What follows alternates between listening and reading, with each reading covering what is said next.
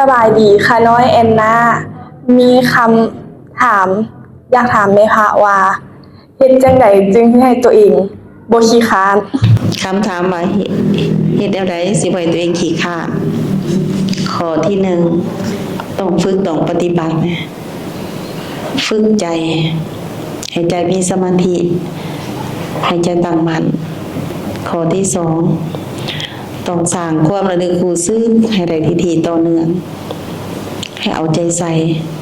เพื่อสิเตือนตัวเองให้ตัวเองตื่นข้อที่สามต้องช่วยตนเองเขาไปฝึกอยู่ศูนย์ปฏิบัติธรรมละ38ตื่นแจก2 เดือน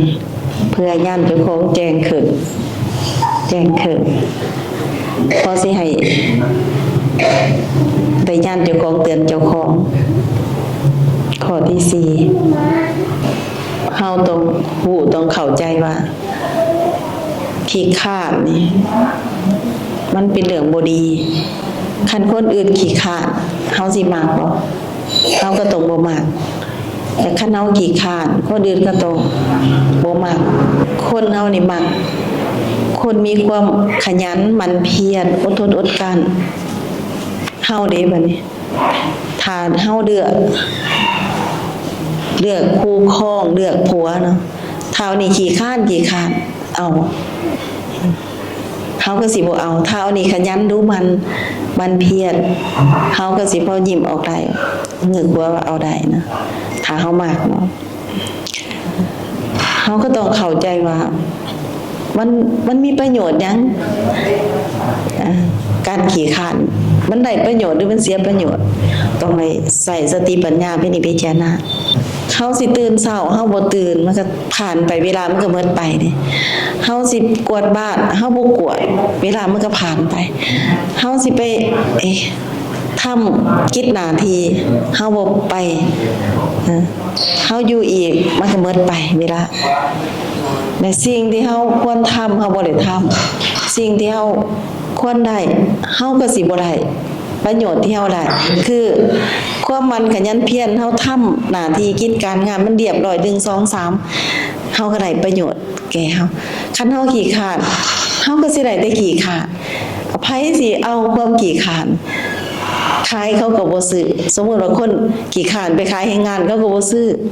คันคนดูมันนี่เขาซื้อแรงงานคนดูมันนะเฮาก็มาใส่ปัญญาว่าบ่ได้ต้องเปลี่ยนต้องบังคับตนเองต้องได้สู้ต้องได้บอกตัวเองเฮ็ดแม่เอาโลดตัดสินใจโลดต้องบอกว่าทำเดี๋ยวนี้ดิบ่ต้องต่อยาวบ่ต้องต่อเวลาทำหยังก็ทำให้มันแล้วในตอนนี้แหละบ่ต้องพัดวันประกันมื้อต้องสู้แบบนี้ต้องว่าอย่าขี้คร้านม่านมันสิครอบงำคนขยันหมั่นเพียรคนเพียรคนขยันผีหนีม่านอยู่นำบ่ได้ผ่าเกิดข้อที่5ต้องคิดเห็นว่าเวลาเฮาเกิดมานี่มันมีกำหนดเนาะแต่ว่ากำหนดของแอนนาอาจจะน้อยหรืออาจจะหลาย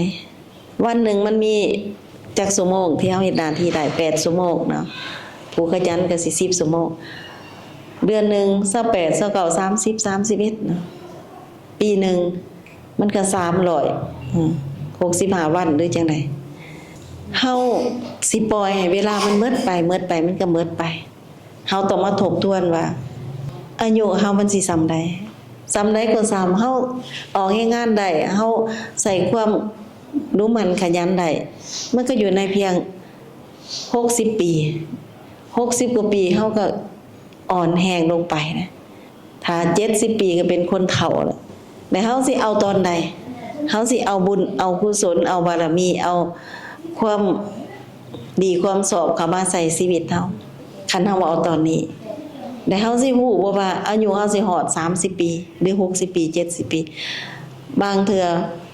วันเวลาเฮามาถึงกฎเกณฑ์มาถึงจบสิ้นชีวิตเฮาก็สิบ่มีหยังพอเฮาได้น้อยสิบ่มีหลาย สิบ่มีพลังสิบ่มีพรให้เจ้าของก็ต้องได้คิดแบบนี้ต้องได้บอกเจ้าของว่าต้องขยันต้องหมั่นเพียรต้องสู้ต้องอดต้องทนต้องกั้นต้องภาคเพียรพยายามต้องเอาแบบจัดจ้อนเป็นทำหน้าที่ต้องให้ง่ายให้ใจสบายให้ยิ้มได้บ่ให้ใจอึดอัดบ่ให้ใจงุดยิดคันงุดยิดอึดอัดเนี่ยมันจะเป็นเรื่องยากต้องเอาแบบดีแหละเฮาได้ทำดีแหละเฮาได้ผลงานนี่แหละคือหน้าที่ของเฮาการเกิดมาเฮาต้องมาเป็นคนขยัน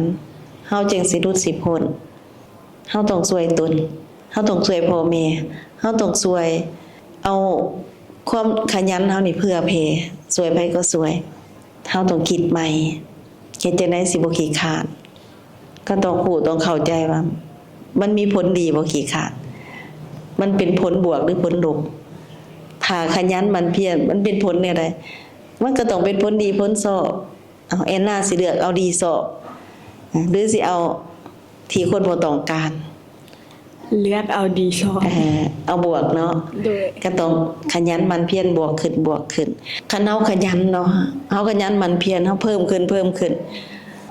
ความขยันหมั่นเพียรของเฮามันเป็นพลังเลยในสะสมมันเป็นพลังบวกแต่พลังงานตัวนี้นี่เป็นตัวขับเคลื่อนให้เฮานี่ง่ายในการตัดสินใจต่อสู้กับการงานต่างๆสิ่งปิดกันคือความขี้ขลาดมันก็ถูกทำลายไปถูกละลายไปมันก็หมดไปวันต่อไปมันก็ง่ายเลยกลายเป็นความพอใจในการทำการงานการทำหน้าที่ได้เป็นเรื่องปกติเป็นเรื่องหน้าที่จบคำตอบ โดยขอบพระคุณนำแม่ค่ะขาน้อยมีคำถามอีกข้อหนึ่งเฮ็ดจังไดขาน้อยจึงสิเปลี่ยนเป็นคนที่บ่กระโวกกระเวกแล้วก็เสียงดัง มีคำถามที่สองว่าเฮ็ดแนวใดขาน้อยจึงสิเปลี่ยนจากคนกระโบกกระเวก โดย เสียงดัง โดย คำตอบมี3ข้อเนาะข้อที่1ก็ต้องฝึกสมาธิให้ใจตั้งมั่นได้หลายให้ใจนักแน่นข้อที่2ก็ช่วยตนเองมันว่าพยายามยับยั้งตนเองพยายามยับยั้งตนเองบอกตนเองแล้วบอกตนเองอีกเนาะบอกแล้วบอกอีกอย่ากระโบกกระเวกใส่นิสัยเข็มๆภาษาลาวว่าเข็มๆบอกเจ้าของอย่าเว้าดังอย่าเว้าลั่งข้อที่3ต้องรู้จักพิจารณาแหละรู้จักพิจารณากายใจนะรู้จักพิจารณาว่าถ้าเฮาเอาตามเดิมๆเนาะเฮาก็สิแพร่พายตามเดิมๆตัวนี้คันเฮาบ่มักเฮาเห็นว่ามันบ่เหมาะสำหรับสาวๆเฮาก็ต้องพยายามปรับคอยเปลี่ยนนะคอยปรับคอยเปลี่ยนอย่าไปปรับบาดเดียวเลยอย่าไปปรับปึ๊บเนาะแล้วคอยปรับคอยเปลี่ยนคอยปรับคอยเปลี่ยนเลยก็เอากระโบกกระเบกมาใจแยกเบิ่งเนาะบ่ซัตอนกระโบกกระเบกก็แน่มึงใส่แว่นเลยเอากระจกเอาแว่นมาซอแล้วก็ตอนใส่เสียงดังก็ฟังเบิ่งว่ามันเป็นจังได